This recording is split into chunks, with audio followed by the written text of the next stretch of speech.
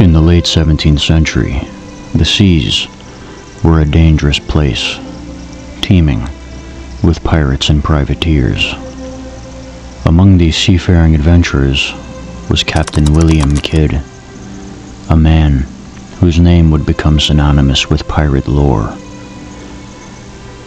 Born in Scotland around 1645, William Kidd initially made a name for himself as a privateer, a kind of legal pirate commissioned by governments to attack enemy ships. However, his fortunes would take a dramatic turn, leading to one of the most famous tales of buried treasure in history. In 1696, Captain Kidd was commissioned by the English government to hunt down pirates in the Indian Ocean. He set sail aboard the Adventure Galley, a ship equipped with 34 cannons and a crew of 150 men. And Kidd's mission was to capture pirates and seize their loot, but the line between privateering and piracy was thin, and soon Kidd found himself on the wrong side of the law. Kidd's troubles began when he captured an Armenian ship called the Quedagh Merchant, a ship laden with valuable cargo. The ship's owner was an influential Indian merchant, and its capture angered the powerful East India Company. And accusations of piracy began to mount against Kidd, and he realized that his days as a free man were numbered. In a desperate bid to save himself, Kidd decided to hide some of his treasure. In June 1699, he sailed to Gardiner's Island, a small island off the coast of Long Island in what is now the state of New York. The island was owned by John Gardiner, a prominent landowner who had established a manor there. And Kidd sought Gardiner's permission to bury his loot, hoping that it would remain safe until he could clear his name.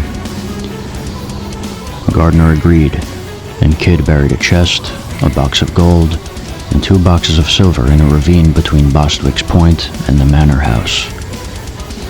He provided Gardiner with a detailed list of the buried items as a receipt, which included gold dust, Spanish dollars, rubies, diamonds, and various other valuable items. Kidd then set sail for Boston, where he hoped to negotiate his freedom. However, Kidd's plan quickly unraveled. He was arrested in Boston and sent to England to stand trial. And despite his attempts to prove his innocence, Captain Kidd was found guilty of piracy and murder. On May 23, 1701, Captain William Kidd was hanged at Execution Dock in London, and his body was gibbeted along the River Thames as a warning to other would-be pirates. And before his execution, Captain Kidd revealed the location of the buried treasure on Gardiner's Island in a final attempt to save himself. The authorities recovered the treasure, but the legend of Captain Kidd's hidden wealth persisted.